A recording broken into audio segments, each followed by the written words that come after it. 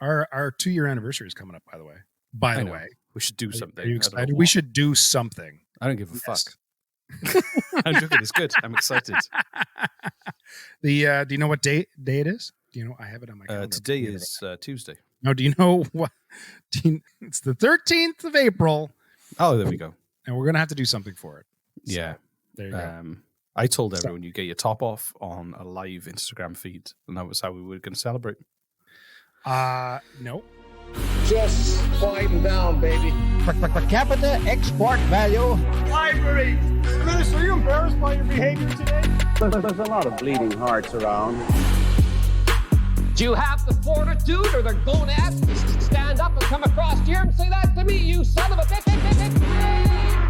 Just watch me. He certainly went too far, Mr. Speaker, when I saw him stick his tongue out. Contemptuous disregard. More than a slab of bacon talking here. The disappointment you also feel is my responsibility.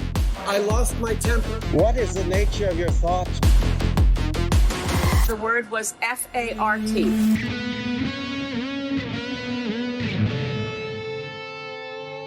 I got sticky fingers because I just ate a cinnamon bun. Okay, tell me more about your sticky fingers, Rhys. Well, I already sealed myself in the booth. Booth of stickiness? I know you've been working in the booth of stickiness for a long time. I call it the chamber of armpits because it's the booth with no air conditioning, and that you've been in it as well. I wanna talk more about your booth of stickiness. Oh, it's not. It's the chamber of armpits where, the smaller booth where. I still can't see my. I can see your waveform. It's fine. Is it nice and big? Yeah, it looks big to me. It compared to what I'm used to. So looks fine. Do you want to do the intro? Yeah, I feel like we should. Let's. Yeah, all right, I'll do it. Okay. Well, welcome to whatever this show has devolved into. Canadian politics is boring. My name is Jesse Harley, and with me, as always, is the ineffable Rhys Waters. Aye. That's yeah. There you go. I don't know. You couldn't see it, but I did one of those really bad turn to cameras as if, oh hi, I was just recording a podcast, like they did in every single '90s sitcom. Yeah, and title screen. Yeah, exactly. And I just realized that this is just pure audio, and it was wasted on everyone apart from me. But it was worth it just for me. So it just reminded me of Too Many Cooks. You're familiar? Too Many Cooks. Yeah, you know Too Many Cooks. Okay, yeah. I watch it. I make my kids watch it every day before they go to school. Okay, that's a bit disturbing. Dear listener, if you're not familiar with Too Many Cooks, just trust me, it is worth. I think it's like 20 minutes long, but it is Grab worth the kids, sit down and enjoy it. Second, it's worth every second. It just reminded me 1990s sitcoms sort of thing. Yeah. So Jesse, I've got a question for you. I don't know why my voice sounds hoarse. Yeah, it's weird. Yeah, it doesn't. It sounds totally fine. It's fine. Does it sound fine to you? Okay. I've never known anyone to be so self-critical of themselves. Just be you. Nobody? Oh, sorry? All Nobody. Right. Yeah, Nobody? You're like, I'm like, Jesse, the podcast is going really well. There's people across the country and the world listening to it. And look, we're getting these opportunities. And you're like, yeah, but I'm worried that it's just not going very well. I'm the Eeyore of our duo. You're the Eeyore of the podcast world. I was going to say just of our duo, but I'm the Eeyore of the entire podcasting world. Yeah. All right. That's we just signed with Acast, and you're like, yeah, but what is the point? This is why you're too. I think this is why we make a good duo. Is we're like opposites of one another. You are forever the optimist. No matter what happens to you, your house could burn down, and you'd be standing outside 3:00 in the morning in your boxer shorts, watching the blaze, thinking to yourself, "My God, this will just be a great story to tell." And also, I've got full insurance. We're going to get new stuff. And a bag of marshmallows. Exactly, yeah. Exactly. This is totally a win. So,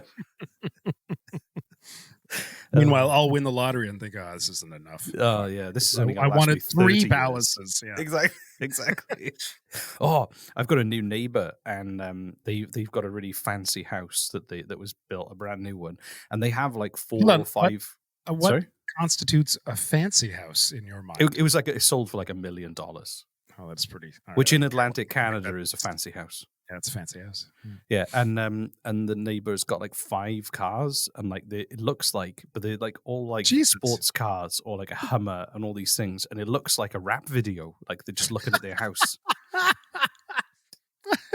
So, That's amazing. Who the fuck? Like what? Oh God, that's. But every time I drive past, I'm just like living in a rap video.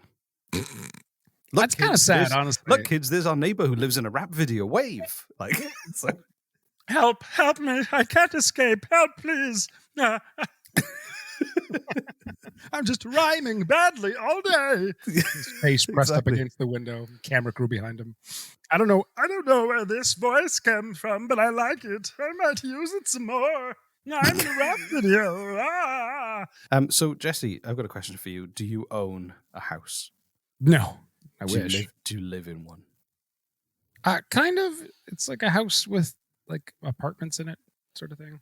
So you've got your own place to live. So this episode is called "The Housing Crisis is Bullshit." Oh, I agree with that. Yeah. Yeah, I've heard a lot of great shit about that. Yeah. So I especially Nova Scotia with our you know what we need in Nova Scotia?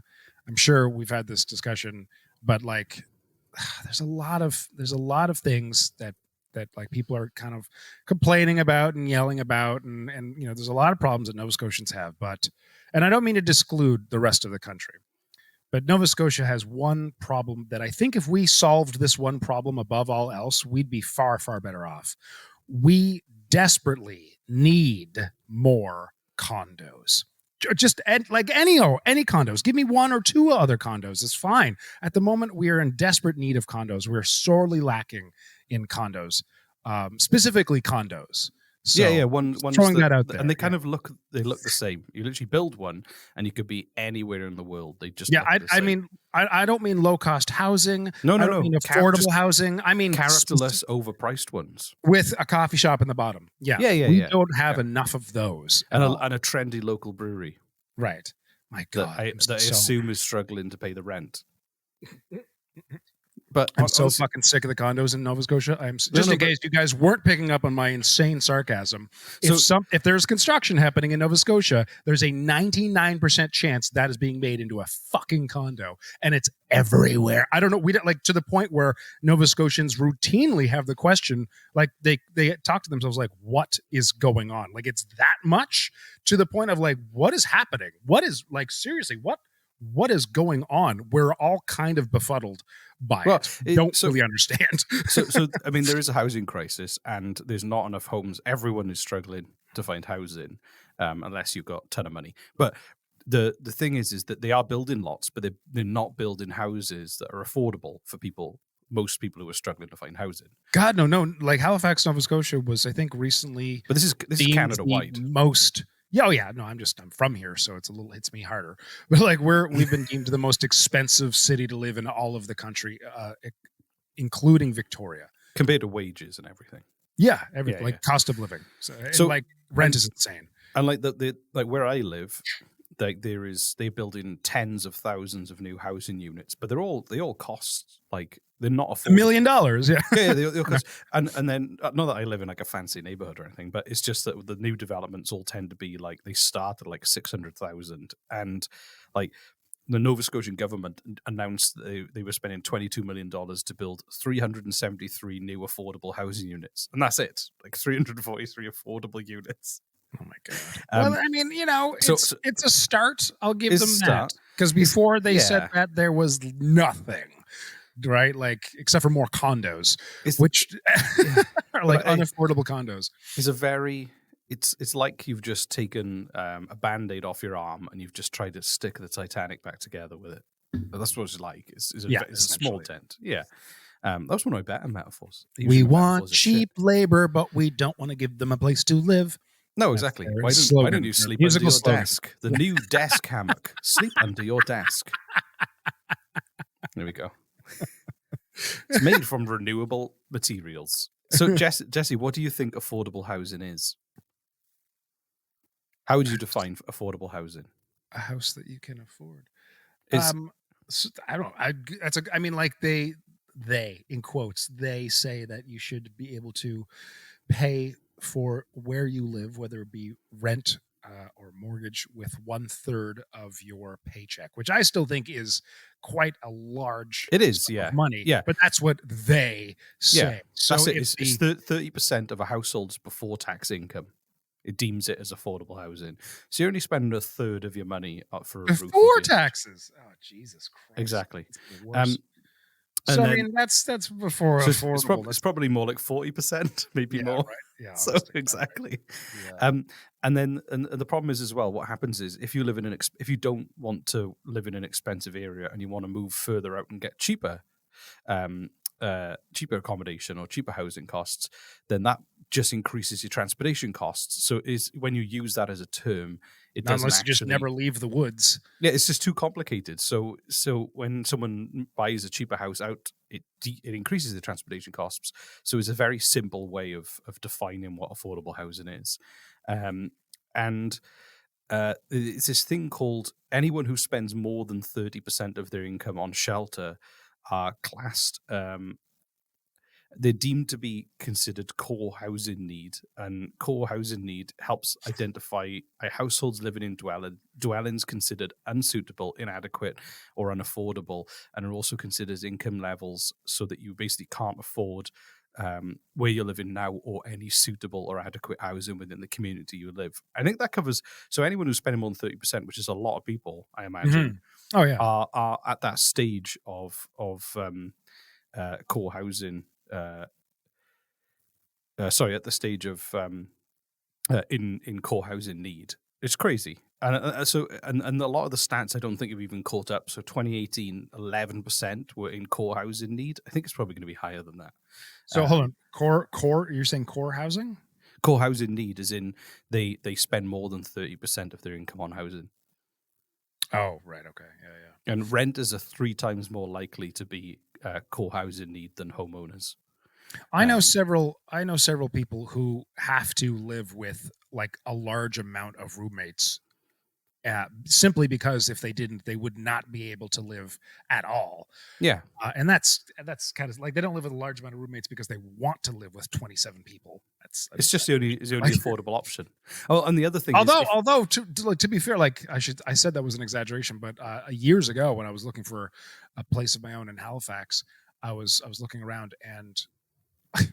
I love this one ad didn't show what was really going on. It was like, the photos were nice and all that. I'm like, okay, well, this could be a thing. And there's roommates. They just said roommates. They didn't specify anything else. Of course they didn't, because no one would show up if they told you exactly what was going on. So I go to this apartment, and it's a tiny fucking apartment, like a 1-bedroom apartment with a tiny little kitchenette that turns into a tiny little living room, and that's it. And it was in this kind of rundown, gross apartment building. And I get like someone meets me at the door downstairs and brings me up in the elevator.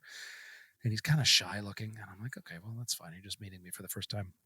And he brings me inside, and there's like 8 or 9 college students living on the floor, like on air mattresses and blankets. 8 or 9.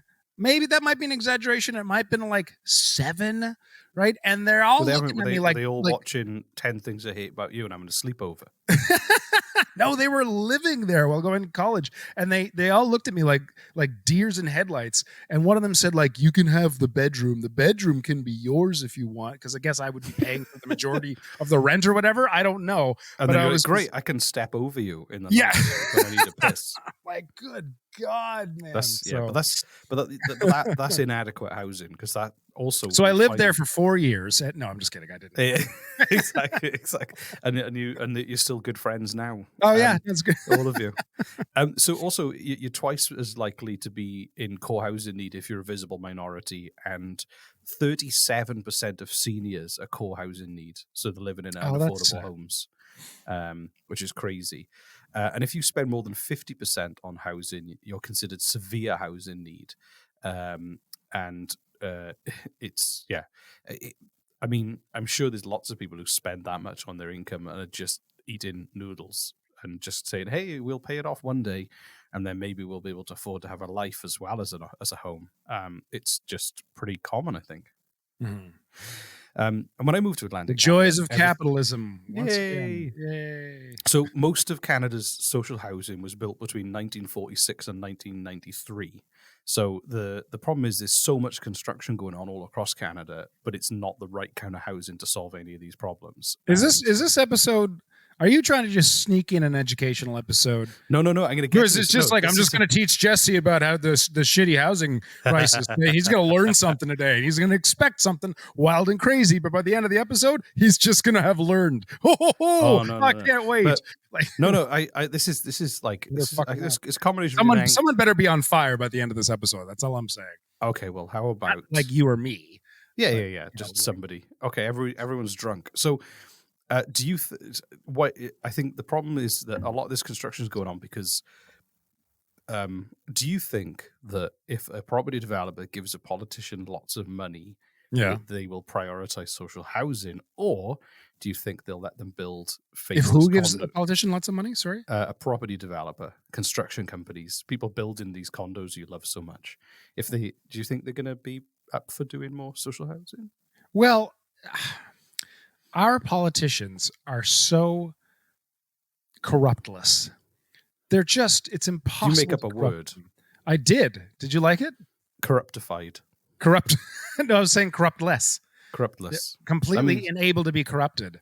Oh, no matter how much money or sex that you throw at them or drugs, they will always do the morally right thing.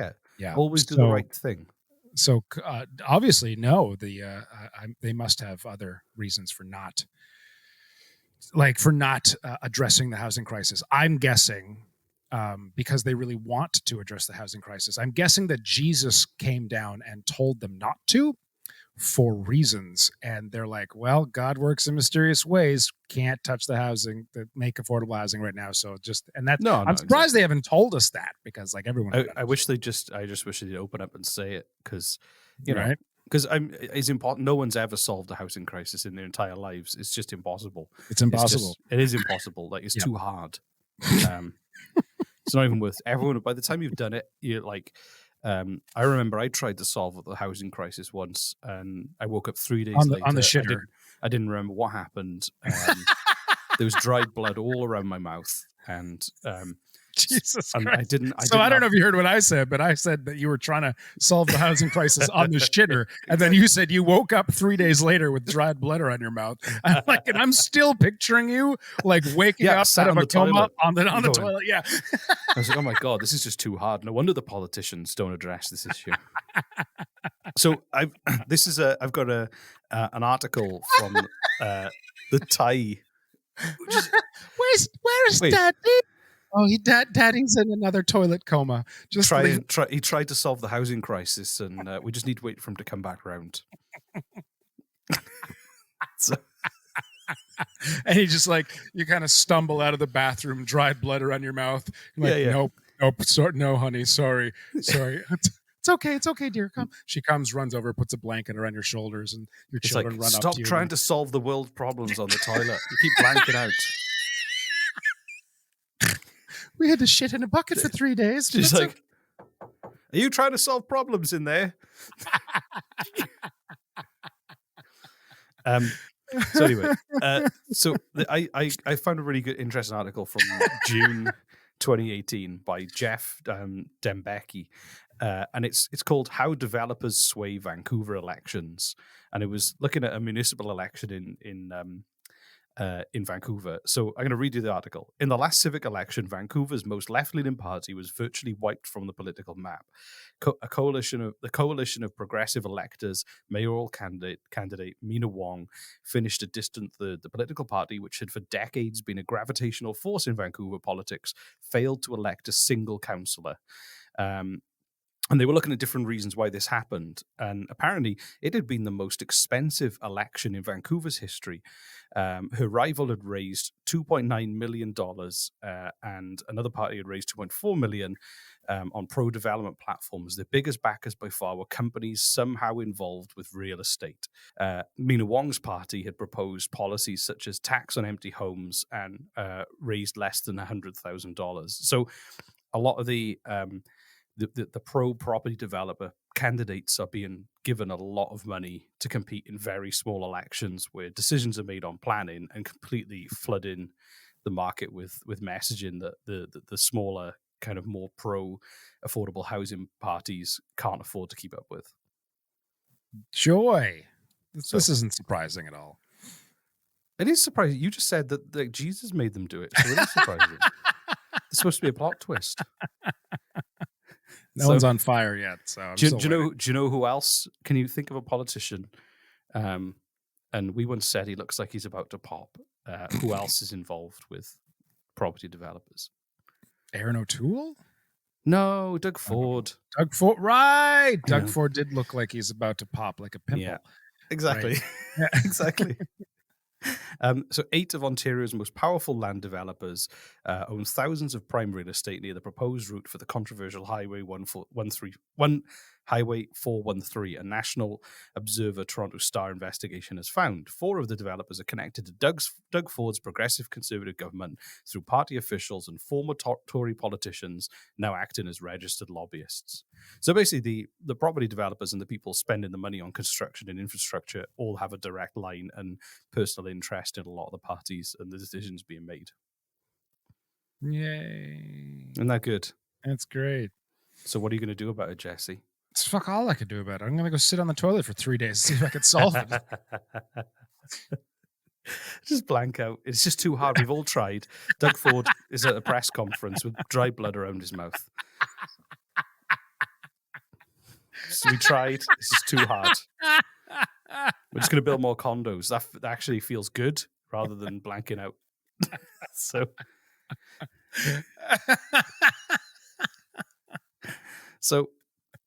do you know that Canada has the lowest average housing supply per capita out of housing supply?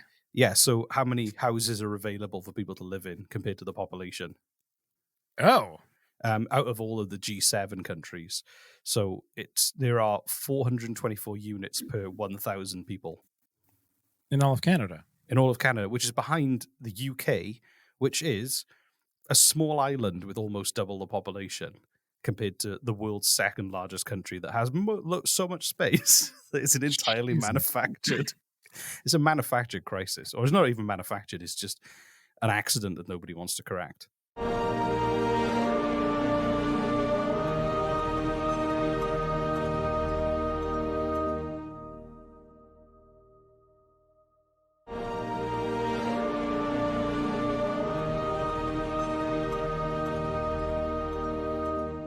So what's going to happen? This can't keep going. I thought that we could come up with some solutions on this podcast between the two of us. Oh God! What? Hold on. I had to move my laptop to the bathroom. Then get some serviettes for my blood encrusted mouth. Get a wet wipe to a moist towelette for the dried blood for when you wake up, roughly on the weekend sometime. So. No, honestly though, and this is I like your hammock under the desk idea. I think that's a great idea. Yeah. In fact, it's perfect for capitalism, kind of in this day and age. Why bother paying for a house? Rhys, we haven't done this in 2 years, but you should come up with a commercial on the spot for desk hammocks. Okay, and with music and sound effects like we used to do. Okay, shall I just do the improv now? Yeah. Okay, I want to do my PSA voice. Hang on. Do it. Yeah. You there, Johnny. What's that? You work 12 hours a day in an office for a job that you hate? You can't afford your home, but you don't spend any time there anyway. You're always at your desk, so why not make your desk your home? New desk hammock conveniently folds away so your boss doesn't know that you sleep there. Lifts you off the ground so that the cleaners may hoover underneath you. And is waterproof, washproof, made from environmentally friendly materials and can be recycled. New desk hammock.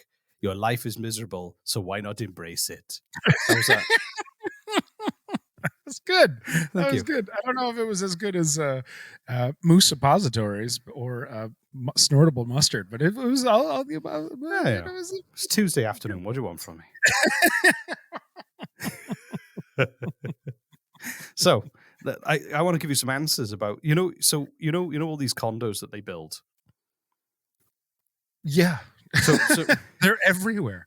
So Nova Scotia. I've heard rumors. I've heard a number of rumors as to what's happening. Some that have to do with money laundering. It's just to do with money. It's just like money. Foreign parents who want to send their children to university, and so that they buy these condos in advance for anticipating when their children are going to university. That's another rumor I've heard. I don't know how much validity is put into any of these, but anyway, I don't know. But anyway, so Nova Scotia is building these social housing units, but what they're doing is making the same mistake everybody else has ever done with building social housing, and that is that they're just building all of the social housing in one place, highly concentrated, and it's in no way anywhere near or mixed in with any of the new developments for unaffordable housing. So in the UK, and this used to be a good thing that has now been watered down, there was a thing called Section 106. So if a property developer wanted to build a development of 100 homes, at least like 25% of those homes had to be social housing, or at least affordable, so that it was a mixture of different incomes in one area rather than concentrating the rich people in one place and the poorer people in another place, which is typically bad. And also that planning, the company that was coming in to do it would also have to pay money to help create new spaces in schools and hospitals in the area as well, and make sure that they helped pay for parks and everything else. So that this was put in place. This at was one in point. This was in the UK, and it's how me and my wife got on the property ladder, because they had to build affordable housing in new developments that are alongside the more profitable kind of homes. It was just the law that they brought in. So it's like, so all these new condos, there's no affordable units in those condos really, but if they were told by the law that they had to make like a certain percentage of them affordable, then they just wouldn't have a choice. They could still make a ridiculous amount of money on everything else, but at least there were some new affordable ones created. That's one idea, Jesse. How did that work? It worked. Like I said, I got on the ladder because of that. So what's stopping us from doing it here? Again, just who do you think? Jesus. Why do you... Jesus again. Jesus told them that people will only love each other and themselves when they have nothing to live for. Yeah. So let's just strive ever closer to that goal. So I mean, I've never read the Bible, but I had a pretty good kids version of it, and that's the message I got. So have you ever heard of Quayside Village in North Vancouver? I have not. So in 1998, they opened Quayside Village, which was a community. It's like a mini condo, but not like really tall. And it was 19 residential units that had 19 residential units and some commercial space, and they were mixed between bachelor 1 and 2 bedroom flats, as well as 2 and 3 bedroom townhouse units. Some of them were sold as affordable homes, some were sold at market value, some were rental units, and it was just a community where they had this courtyard. It's still there and everything, and it was really compact. It was only 1/4 of an acre that it took out, and if you were a family, it meant you get a backyard. If you were not really interested in having that, you'd have like a nice view of the city. So they kind of built all these units, so it was a mixture of families and young people, and they even had a community garden where they could grow fruit, vegetables, herbs, and those kind of things. And they had a meditation room and a rooftop deck that was communal as well.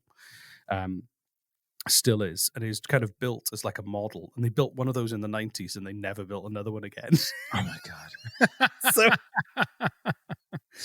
It sounds great. It does sound. Would yeah, you it live does sound there? great. Yeah, it sounds fun. It's like, where are you going? I'm going to the communal garden to just dig up my beans. So there goes Rhys playing with his beans in the garden again. Exactly. I woke up in the communal garden with dried blood around my mouth. I thought I could solve world hunger with my beans. You thought you could what? Solve world hunger with my beans. So,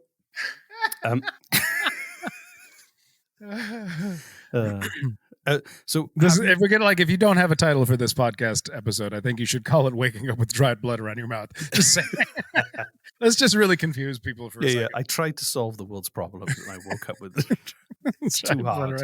It's just too hard. Like global warming. Don't even the amount of times I've woken up just in a forest with my trousers around my ankles, dried blood around my mouth.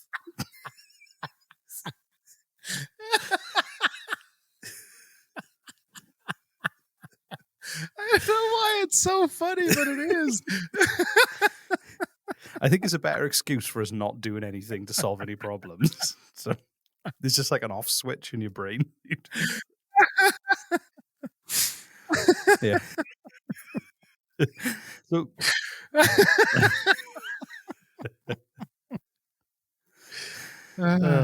anyway, I honestly I think that it's a mixture of people are getting paid off, people a massive lack of imagination. Oh yeah, because Canada has so much space. Oh, huge, and we're like greatly underpopulated as well. Exactly. So why does the country with like so much space? So like meaning like we have all kinds of space. We have all kinds of space, and we can take in more people at the same time. Like, I don't know. That's it. Canada is taking in more people, but it's still not addressing the housing crisis. We take them in, but we don't let them live anywhere. Except for a hammock under their desk. Yeah, we just hand out hammocks. Desk hammocks. Desk hammocks. Go find a desk. Welcome to Canada.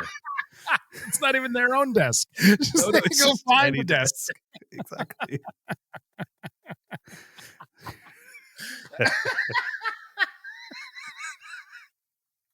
Just going to work, sit at your desk, accidentally kicking someone who's asleep, going, "I'm sorry, I had to come in early. You have to work around me." But I honestly, I think is a lack of imagination. Have you ever heard of a thing called World War II? It rings a bell, Rhys.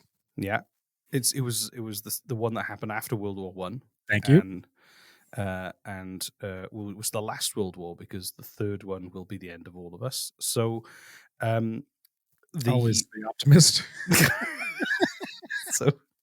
So Britain had been bombed to pieces, and it was estimated that they needed to build immediately 250,000 new homes. Okay.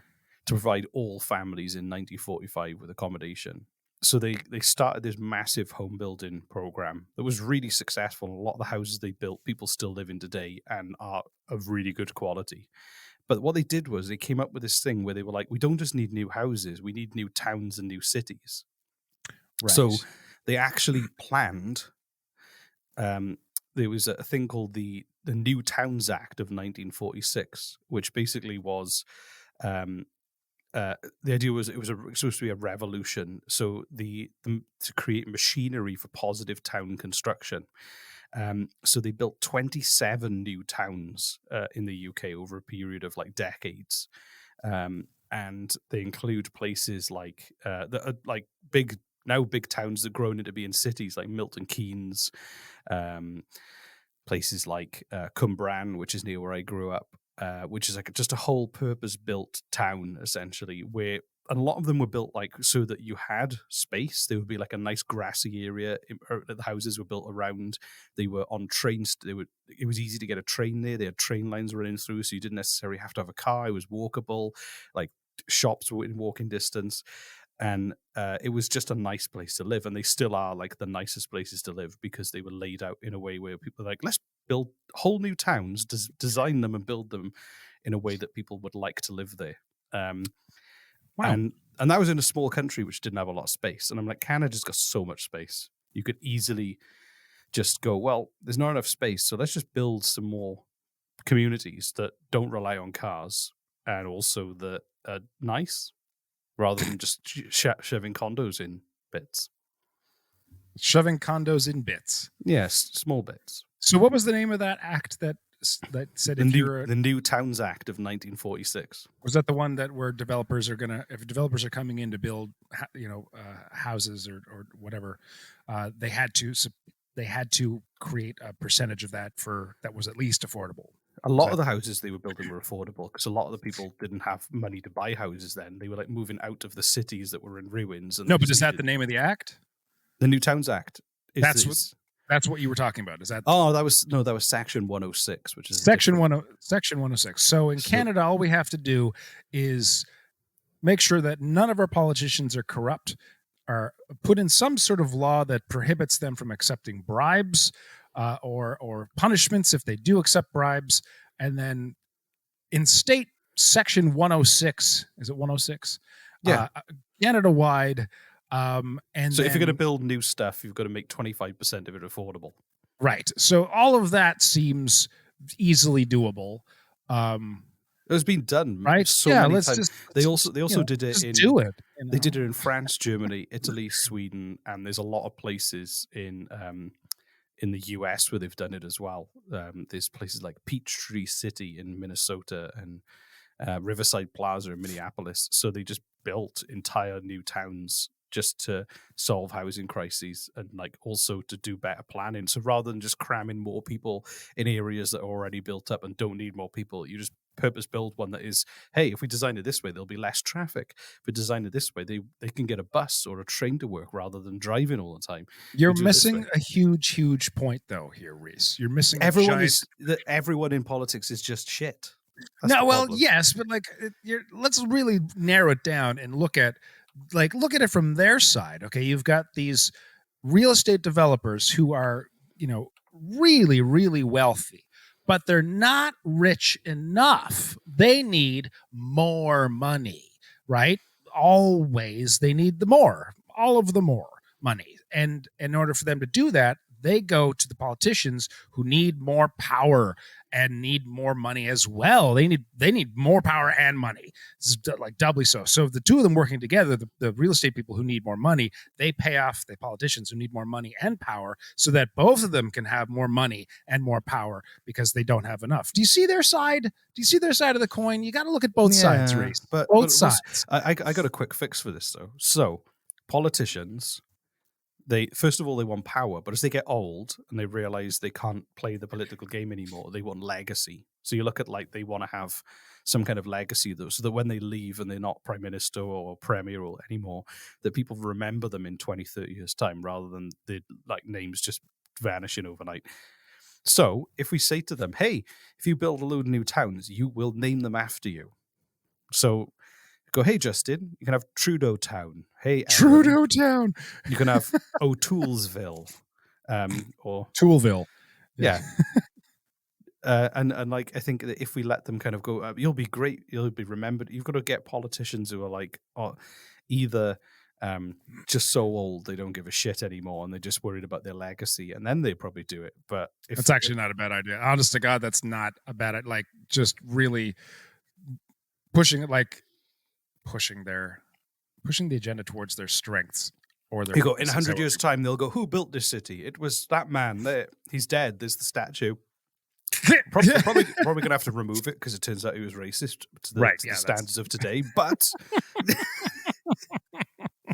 they don't know they're dead. So that's a great idea. Yeah. Housing crisis solved. This is just not that. It's not hard. Glad we did this. I didn't black out once. There's no dried blood. All the blood is still liquid. All the blood around your mouth is still liquid. All the blood is just all the blood I'm vomiting up is just flowing. Where's fine. the vomit coming from now? It's just blood. I'm vomiting up blood. Oh, Jesus Christ. It's not from my stomach. It's just from my brain hurting from thinking about all these big problems that no one can solve. That was fun. Yeah. So there wasn't anyone on fire. Was that? Nobody was on fire in the end. And in the end, it was literally just you teaching me about the housing crisis. This was an educational episode. We were brainstorming solutions and making jokes about impromptu comas from thinking too hard. I had to make jokes because the content of the episode was literally nothing but pure education. You bastard! You tricked me again. But do you feel better for it? No. Do you feel like we've given some hope and solutions to the world? Listen to Jesus and carry a serviette in case there's dry blood. There you go. I don't know. Exactly. What did you learn? Nothing. That the housing crisis exists and politicians are corrupt. And that they don't want to do anything. They don't want to do anything about it. They don't want to fix it. They don't want to fix it. The call to action. No, wait, hold on. What about, don't we have... I got... Listen to this. We got a haiku. I'm just going to play this for you. Ready? You ready? All right, I'm ready. This is Lynette from Alberta. Hi, Lynette from Alberta. Hi, Rhys and Jesse. This is Lynette from Alberta, and I'd like to submit a vaccine haiku. Vaccines gird our cells against an unkind virus's austere reckoning. Yeah, thank you for listening. And I actually did read a couplet while I was trying to come up with the haiku initially. And I think it would be really good for an old-timey PSA if you wanted to use it. It is, a tiny virus could do you in, but a tiny poke could save your skin. If you'd like to use it, please feel free. If not, that's fine too. Thank you. I hope you have a good day. That was lovely. Thank you, Lynette. Way more talented than us. Well, I heard that recording before we did this, and I swear to God, Lynette, I thought you said a tiny pope would save your skin, and I'm like, what does that mean? And I was like getting all deep and like, whoa, this is getting religious and philosophical. A tiny pope. Yeah, exactly. Just a little one. Just good subtle promotion of Catholicism on a podcast. Thank you, Lynette. Lynette, thank you. Before we go, we have one more haiku. No. I've got to do a PSA now. I was just gonna say you have to do a PSA with music and sound effects. In your PSA this voice. PSA is a retraction of the previous Spit and Wipe series. New scientific information has been revealed that spit and wipe does not sterilize a needle. Instead, we would like to promote something new. I can't even remember. What did she say? A tiny pope. A tiny virus will do you in, but a tiny poke could save your skin. Our new tagline is, a tiny virus can do you in, but a tiny poke can save your skin. Now some British people repeating that phrase. Tiny virus, do you in? Tiny poke, save your skin. There we go. That was a man. Listen to him. Goodbye. And remember, spit and... No, don't spit on one.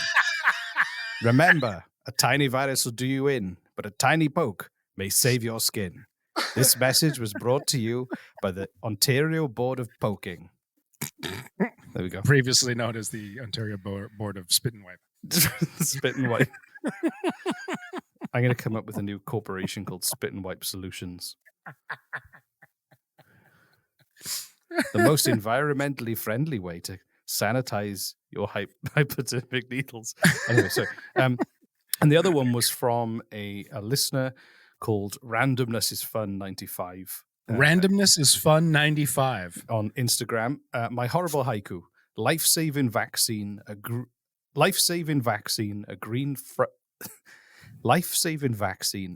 fuzzy bread wagon. Your choice made, unknown. Ooh, that's good. Yeah. So there you go. Oh, I like that. So you have to send them. Video messages, Jesse. I do. Just me. Yes. What about you? Well, I didn't. It was your idea, so. All right. Yeah. Email us. They didn't send. Yeah, I suppose. Well, just email CanadianPoliticsBorn@gmail.com and Jesse will send you a video of him dancing with no top. That is not the deal, and that is not what's going to happen. A personalized video message was, I believe, the original deal. Just email us. Exactly. Two of you. Okie dokie. Bye. Okay. Bye, everybody. We love you. Bye-bye. I don't.